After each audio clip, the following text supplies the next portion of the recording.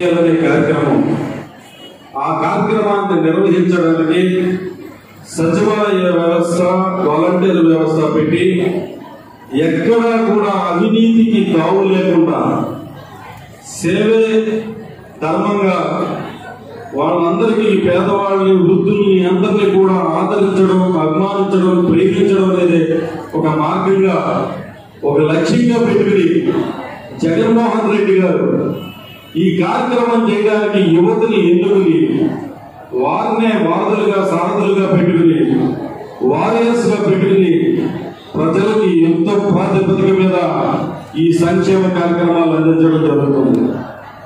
ఇదంతా ఆయన ప్రజా సంకల్ప యాత్రలో అడుగడుగున ప్రతి ఒక్కరిని కూడా కలిసి బడుగు బలహీన వర్గాలు, పేదవారు, అగ్రవర్ణాల్లోని పేదవారు అందరూ కూడా పరిపాలన వ్యవస్థల్లో జరుగుతున్న అన్యాయాలు, దుర్మార్గాలు అన్ని కూడా వాళ్ళ ద్వారా అడిగి తెలుసుకుని భవిష్యత్తులో అటువంటిది మన ప్రభుత్వం వస్తే కనుక జరగకూడదు, పేదవాళ్ళకి ఏదైతే అర్హులైన వాళ్ళకి అందరికీ కూడా సంక్షేమ ఫలాలు అందించాలి అని చెప్పి ఒక లక్ష్యంతో ఒక గొప్ప కార్యక్రమం పెట్టారు. గతంలో మనం చూసుకుంటే కనుక ఒక ఇంటి స్థలం ఇవ్వాలంటే కనుక లంచం, ఒక రేషన్ కార్డు ఇవ్వాలంటే కనుక లంచం, ఒక పెన్షన్ ఇవ్వాలంటే కనుక లంచం, ఒక కుల ధృవీకరణ సర్టిఫికేట్ ఇవ్వాలంటే లంచం. ఎక్కడ చూసినా అడుగడుగున చెయ్యి తడపందే, లంచం ఇవ్వందే, ఎక్కడ కూడా ఏ కార్యక్రమం కూడా జరిగిన పరిస్థితి. ఒక రేషన్ కార్డు కావాలంటే కనుక చెప్పులు అరిగిపోయేటట్లు తిరగవలసిందే. ఒక సొంత ఇంటి కళ నెరవేర్చుకోవడానికి ఒక పట్టా ఇవ్వాలంటే కనుక ఎంతో మంది చేతులు తడపవలసిందే. ఇటువంటి పరిస్థితుల్లో పేదవాళ్ళు లంచాల బారిన రాక్షసులు వచ్చి ఎవరైతే పీడిస్తారో అలాగా అడుగడుగున పీడించబడతామంటే వాళ్ళందరినీ కూడా రక్షించడానికి మరి ఏదైతే వాలంటీర్స్ పెట్టుకుని సచివాలయాలు పెట్టి వారి ద్వారా అవినీతి లేని సంక్షేమ కార్యక్రమాలు ప్రజలందరినీ అందించాలని చెప్పి మీ అందరి మీద నమ్మకంతో ఈ రాష్ట్ర ప్రజలకు సేవ చేయగలమని చెప్పి ఏదైతే జగన్మోహన్ రెడ్డి గారు నమ్ముకున్నారో ఆ నమ్మకాన్ని ఒంగు తీర్చకుండా మీరందరూ కూడా ప్రజా సంక్షేమమే అలాగే అవినీతి లేని ప్రేమే మార్గంగా ఎంచుకుని చేస్తున్న మీ సేవకి ఈ రోజున పురస్కారాలు ఇవ్వాలి, గౌరవించాలి, మిమ్మల్ని అందరినీ కూడా అభినందించాలని చెప్పి ఈ కార్యక్రమం పెట్టడం జరిగింది. అంతేకాదు దీంట్లో మనం చూసుకుంటే కనుక వచ్చిన సేవకుల కింద, అలాగే రత్నం కింద, అలాగే మిత్ర కింద ఇలా 3 వర్గాలుగా పెట్టి అత్యంత సేవలు అందించిన వారికి ఈ పురస్కారాలు ఇవ్వడం ద్వారా, అలాగే మిగిలిన వాలంటీర్లందరినీ కూడా సేవా రత్నాల కింద వాళ్ళందరికీ కూడా గౌరవించుకోవాలని చెప్పి ఈ కార్యక్రమం పెట్టడం జరిగింది. ముఖ్యంగా వజ్ర కింద మన భీమవరం నియోజకవర్గంలో 7 సెలెక్ట్ అవ్వడం జరిగింది. అలాగే రత్న అవార్డుకి 15 మంది సెలెక్ట్ అవ్వడం జరిగింది. అలాగే మిత్ర కింద 1150 మంది సెలెక్ట్ అవ్వడం జరిగింది. ముఖ్యంగా నియోజకవర్గానికి సంబంధించి 1440 మంది వాలంటీర్లు ఉంటే దాంట్లో పురస్కారం పొందిన వాళ్ళు 1301 మంది. దీంట్లో సుమారు 161 మందికి ఎటువంటి పురస్కారం లభించాల. చాలా మంది ఈ రోజున వేదిక మీద ఉన్న నాయకులు కొంతమంది కూడా చెప్పడం జరిగింది.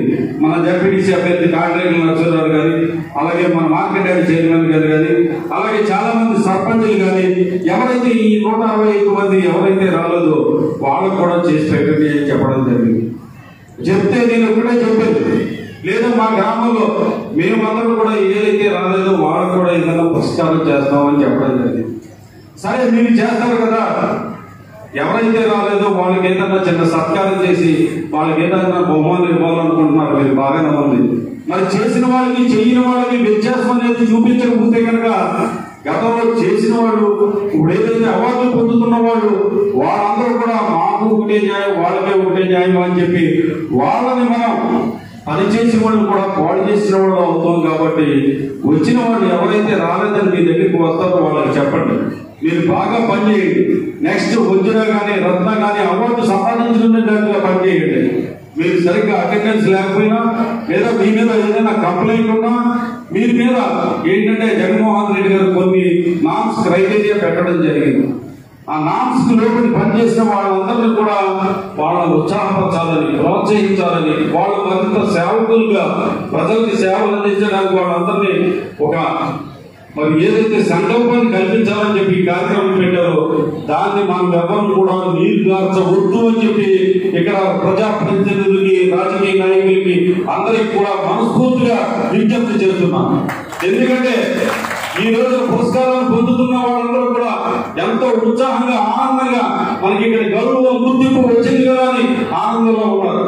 అటువంటిప్పుడు ఎవరైతే సరిగా పనిచేయలేదు, ప్రజలు వాళ్ళ మీద ఫిర్యాదు చేశారు, ఎవరైతే సరిగ్గా హాజరు కాలేదు, లేదా ఈ ధర్మాన్ని ఏదైతే ప్రజలకి సేవ చేయాలనే ఒక లక్ష్యంతో దీంట్లోకి వచ్చిన వాళ్ళు కొంతమందిని ఎవరినైతే నిరుత్సాహపడుతున్నారో అటువంటి వాళ్ళు మనం ఎంకరేజ్ చేస్తే కనుక బాగా పనిచేసే వాళ్ళు నిరసాన్ని స్పృహలు ప్రబలుతాయి. దాని ద్వారా ప్రజలకు అన్యాయం జరుగుతుంది, వ్యవస్థ పాడవుతుంది. కాబట్టి దాన్ని ఎవరు కూడా పనిచేయని వాళ్ళని ఎవరు ప్రోత్సహించొద్దని చెప్పి ఇక్కడికి అటెండ్ అయిన ప్రతి ఒక్క రాజకీయ నాయకులందరికీ కూడా మనస్ఫూర్తిగా విజ్ఞప్తి చేస్తూ, ఏదైతే పురస్కారం రాలేదు వాళ్ళందరినీ కూడా మీరు మరింత బాగా చేయండి. మీరు పోటీ పడండి. పోటీతత్వాన్ని పెంచడం అంటే ఇవాళ ప్రజలకు సేవ చేయడంలో పోటీతత్వాన్ని పెంచడం. ఇవాళ జగన్మోహన్ రెడ్డి గారి ఆశయం ఇవాళ గొప్ప ఆశయం. ఎప్పుడో గాంధీ గారు కలుగుతున్నారు. ఆయన మాటల్లో అన్నారు, ఏమన్నారంటే గ్రామ స్వరాజ్యం అని. ఇవాళ అటువంటి గ్రామ స్వరాజ్యాన్ని తీసుకురావడమే కాకుండా పరిపాలనా వికేంద్రీకరణలో భాగంగా గ్రామ వాలంటీర్ వ్యవస్థనే కాకుండా సచివాలయ వ్యవస్థను కూడా ఏర్పాటు చేసి అనేక అభివృద్ధి కార్యక్రమాలు, నవరత్నాల గురించి కూడా చెప్పాలంటే కనుక అసలు మనకి సమయమే సరిపోదు. మరి ముఖ్యంగా ముఖ్యమంత్రి గారి విద్యా దీవెన కార్యక్రమం 11కి ప్రారంభమవుతుంది. అది విష్ణు కాలేజీలో ఉంది.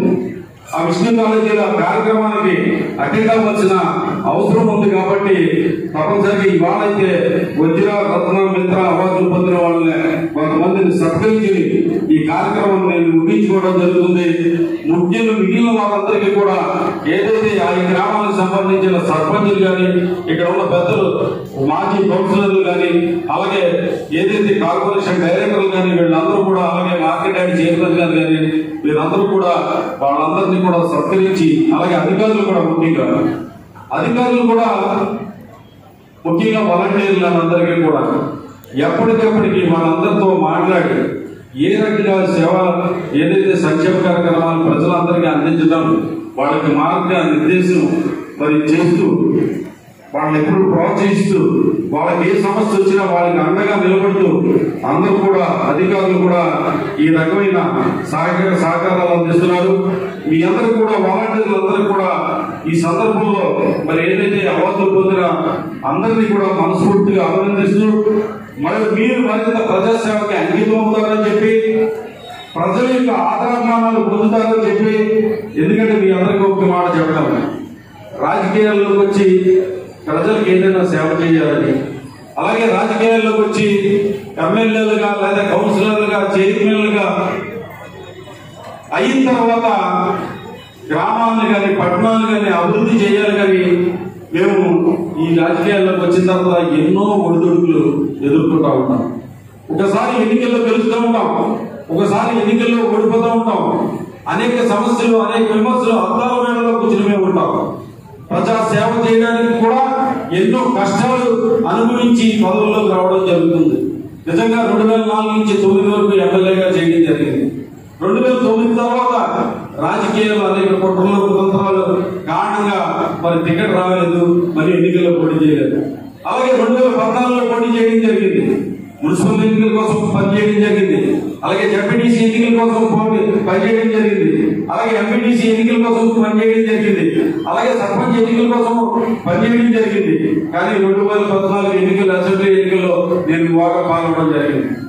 వాటర్ పాలైనా 9లో టికెట్ రాకపోయినా, 2014లో మరి ఎన్నికల్లో గెలవకపోయినా ఎప్పుడు కూడా ప్రజలకు ఏదైనా సమస్య వస్తే సమస్యలను పరిష్కరించాలి అని ప్రజల సేవలోనే అలాగే ఉండిపోవడం జరిగింది.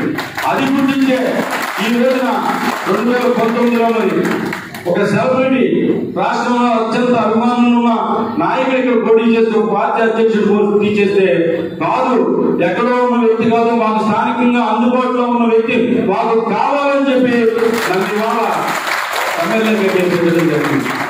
ముఖ్యంగా జగన్మోహన్ రెడ్డి గారు ఇవాళ చూస్తే కనుక వాలంటీర్లు కూడా చైర్మన్లుగా సర్పంచులుగా చేసిన మరి పరిస్థితులు మనం చూసాం. వాలంటీర్లు అంటే కనుక మీరు అందరూ కూడా రేపొద్దున్న మా రాజకీయ ఎన్నికలకి పోటీగా వస్తున్నారు. ఎందుకంటే మాకన్నా ఎక్కువగా ప్రజలకు మీరు సేవ చేస్తున్నారు.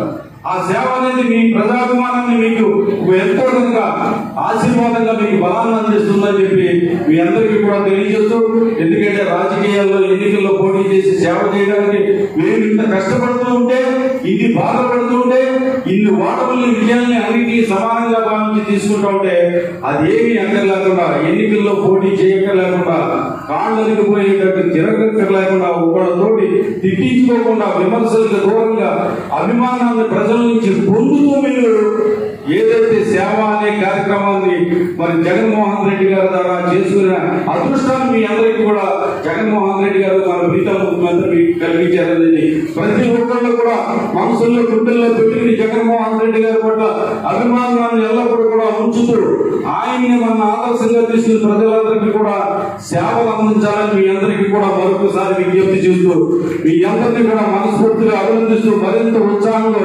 పనిచేయాలని చెప్పి మీ అందరినీ కూడా కోరుకుంటూ సెలవు తీసుకుంటాం. Thank you sir.